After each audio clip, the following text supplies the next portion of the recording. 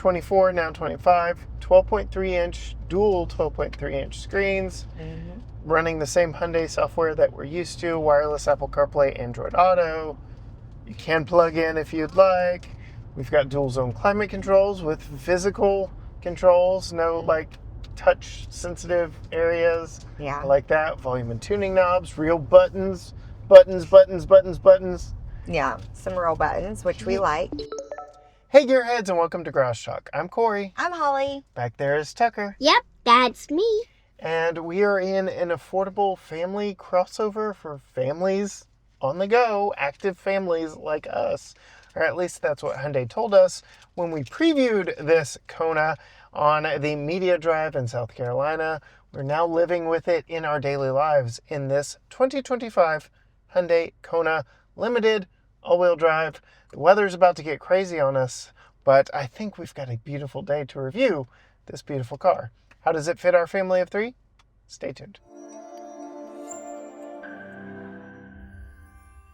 All right, Holly. We've got a lot of history with this new Hyundai Kona. As I mentioned in the intro, we drove it in South Carolina when it was first launched to the media. And we've had one similar to this previously here at home. But now getting to live with one that's more maybe in your palette of colors here. What are your thoughts on the now 2025 Hyundai Kona? Well, I like this color. I knew you And would. I do like that they have a lot of interesting colors, not like black, white, red. I mean, they do have black, white, and red. Well, they do, but they have some more interesting colors too, which I like. Please bring back colors. Yeah, Tucker said of the last one we had, it looked like a tennis ball. This one, yeah. not so much. No, but it's still a pretty color. What color is this? It's like a greenish gray, bluish. Yes. Well, the key with the Seafoam. note is in my pocket in the back seat, but the window sticker calls it Mirage Green. Mirage green. Fun color, but I think all the same things stand true. It's got that curvaceous front nose. It's a pretty car. Yeah. Nose. Yeah, the front of the car is its nose, right? Well, why it looked like a tennis ball? I think I said that because it was the colors of Yes. the tennis ball. Yes, you did. Yeah. Which is what I was referring to when I brought that up. But yes, it's a cute car. I wouldn't it's a say cute car. that it just stands out for any groundbreaking design, but it does, Other than the color. yeah, it does have some fun colors. It has some fun lines up front, that light bar that goes across the front. And then down the side, we get those kind of origami-like creases that Hyundai has become known coming for. this way and some coming this way, which makes it interesting on the side. Yeah. But what are your thoughts Interesting in a good way. moving inside, now that we have one that isn't black on the inside? We've got some variation of color in here. Yeah, well, the colors that we have in here with the cream and the gray mixed with the sunroof and the big windows, it makes it feel a lot bigger in here. Yes, it does. I appreciate that, yes, we've got the cream-like colored accents and main really colors here, but the carpets are black, as they should be. Yes, they should be. The last vehicle we had with the cream color interior, the carpets were also cream colored. And you called it gray. That's because they were getting dirty. Yeah. Come on, people. Yeah. You can't have that color on the floor. And we have had some cars that even the cream colored seats, the blue jeans are rubbing off on it. Yep. We have not seen that in this car. Nope. I like the cream color, and I like that it feels open. And now we don't have 10 billion kids that are going to be spilling Kool-Aid on the seats or anything like that. So we could probably go with, although these feel like they would be easy to clean off, but resilient to clean. But I don't think you're going to be buying this car if you have 10,000 kids. Right. They, like I said, they do aim this at young families on the go because it is the more affordable crossover in their lineup. It slots under Tucson, but there are some places where the cream is showing a little bit of wear. Bless you. Well, one thing that I really like about up here is this is not gloss black. It does show a little bit of the dust anyway. Yeah, it's textured.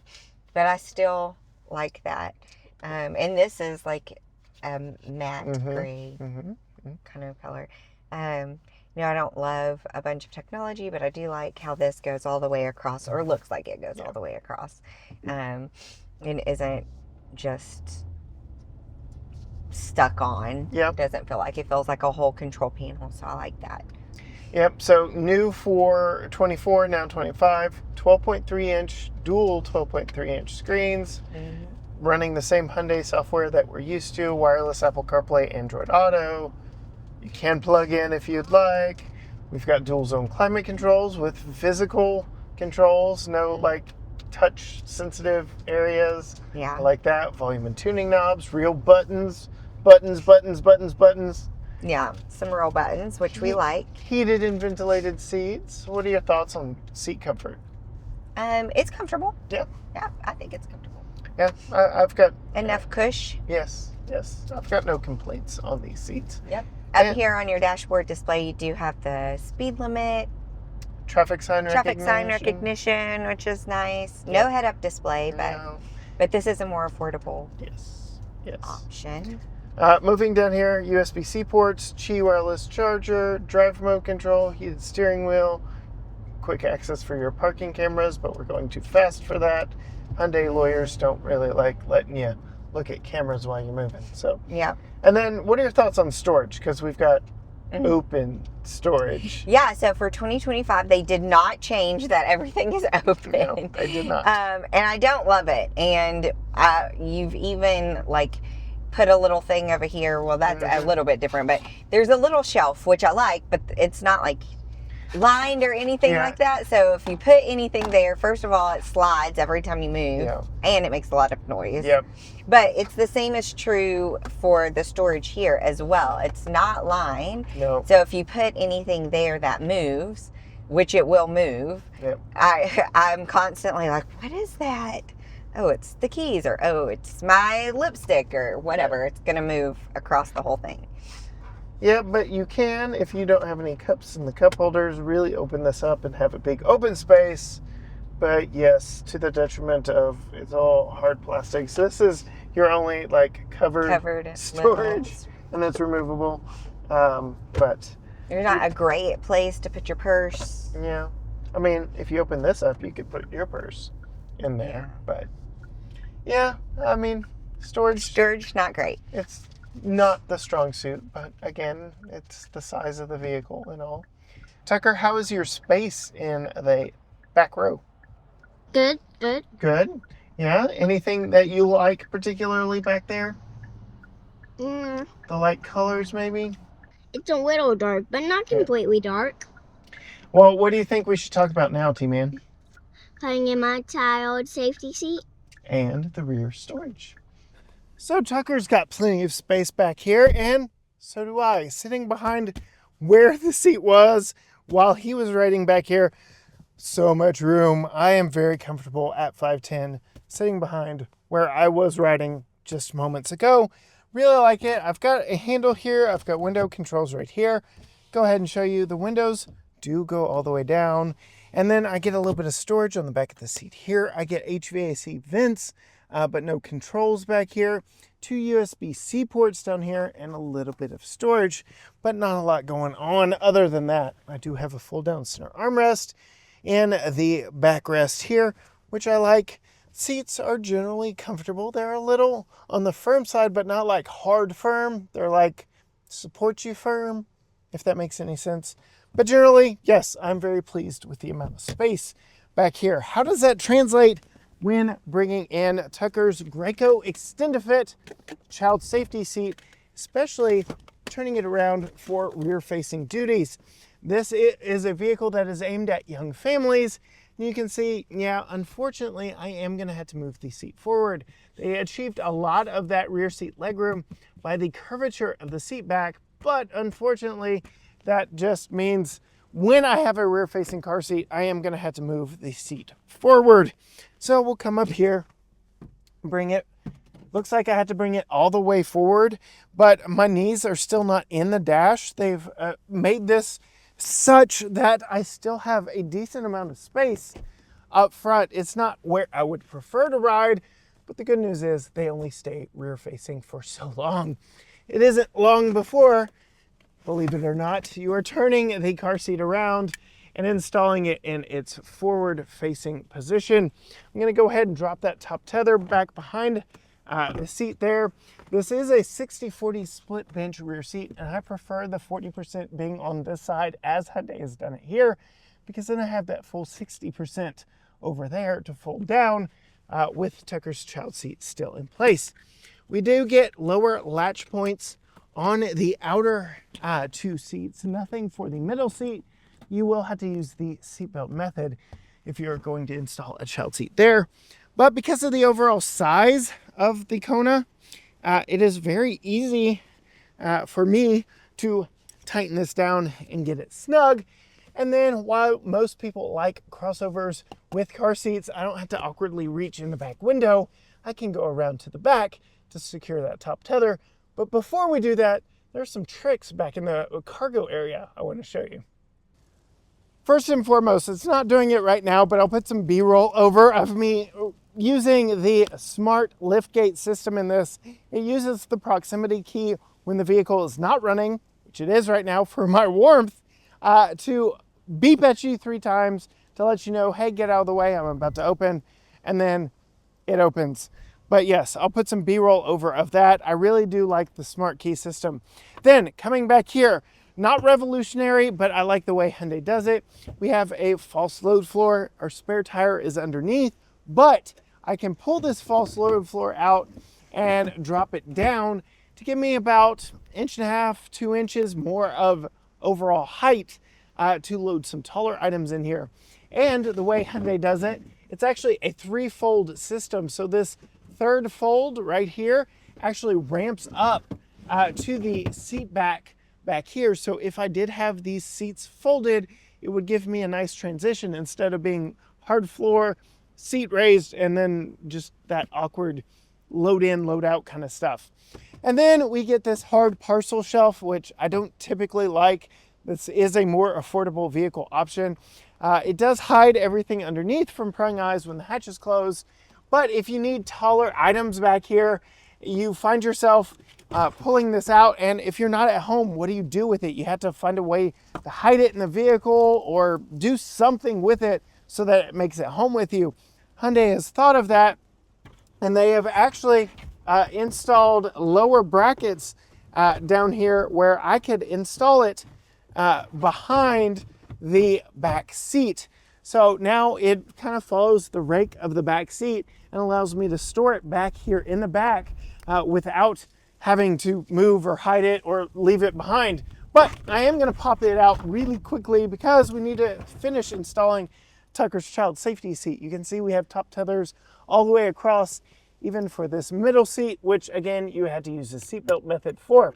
Very easy reach in here for me to tighten this down, and very easy to tighten down. We get a nice firm corner on the tops of these seat backs, so it doesn't look like I'm going to be doing any permanent damage to that H-Tex seating material. So I like that a lot. But yeah, you're definitely going to want to pull this out before trying to install that top tether. And then these seat backs back here, they actually recline just a little bit and they fold forward, but the only way to do it is by reaching in. So if you're shorter than me, I'm 5'10" again, you may want to go around to the side of the vehicle to fold those up and down. But very useful packaging and thoughtful touches back here in the rear cargo area. All right, so enough space back behind myself to sit behind myself if I wanted to. So comfortable for adults. Plenty of cargo space in the rear. I like how they put that auxiliary like storage place for that hard shelf that sits in the back window. So there are some fun, unique, thoughtful touches on the inside of this one. And the fact that you can drop the cargo floor down lower for bigger items. So there's families on the go. There's some good thoughtful touches here. Yep. And I appreciate Hyundai for kind of thinking outside the box there. Yep. And one thing that I'm remembering as we're getting ready to turn is that it also has the, when you turn on the blinker, the side view that pops up in your dash, which I like that. Blind view monitor, as they like to call it. So yes, you've got cameras in your mirrors that help you see what is behind you and help you make the best of decisions. Yeah. All right, now turning on the historic brick streets of downtown Tyler, Texas. Tucker, how's your wobbly head? It's a little wobbly. Little wobbly? It's staying on one side, though. That's good. If it's staying on one side of my car seat, then it means it's Here not comes a big so one. wobbly. Hear it more? You barely even hear it. I know, right? Yeah, it soaks up bumps pretty well. Holly, what are your thoughts? Yeah, this is a smooth car. I really like driving the Kona. Yeah. It's a nice car to have. Do you happen to remember driving it down cobblestone streets in Savannah? Or do. not Savannah, Charleston? I I'm do. getting my Hyundai trips mixed up. But yeah, this handles varying pavements very well. Yes, it does. Very comfortable. How is the power delivery from the little 4-cylinder engine under the hood? I haven't had any issues. Now, I'll say that I've mostly been bopping around town in this, but we have taken it further on the highways and stuff like that. Highways and byways, and we've never had any issues getting up and getting in front of people that we needed to. How's the steering? Too light, too heavy? Just right. I'm sure that's exactly what they were going for. Yep. Any other things of note in this one since we've been living with it? Visibility. And the visibility is good and nice. Yeah. There There are some caveats to this sliding under the Tucson. It doesn't, you already mentioned, doesn't get head-up display. What else did you notice when you got in to drive it? No two-person memory seats. Yep, so you have a power seat. I have a manual seat. But no memory settings for the driver's seat, which for us is kind of a deal breaker if we can avoid having to reposition seats every time. Yeah, we do share cars a lot. Yeah. No sunshades in the second row. Air vents on the back of the center console. There's just a few things that aren't on the top of our wish list, or things that are not being here. Yeah. But it's still a completely livable vehicle. And Sure. we're really that well. These seats make me feel like I'm tiny. Yeah. Okay. How so? Because I'm saying a little low. Yeah. Not as easy for you to see out. No. Yeah. Yeah. Well, we are sitting a little lower than some of the last vehicles we've been in. This is a subcompact crossover. So, yeah, I can see that. Yep. All right. So, we've talked visibility, power, drivability, I guess fuel economy, and price tag. So, all that is digitally given to us here on my phone. Fuel economy. We do have that 1.6 liter 4-cylinder in this one. EPA rates it at 24 city, 29 highway, 26 combined.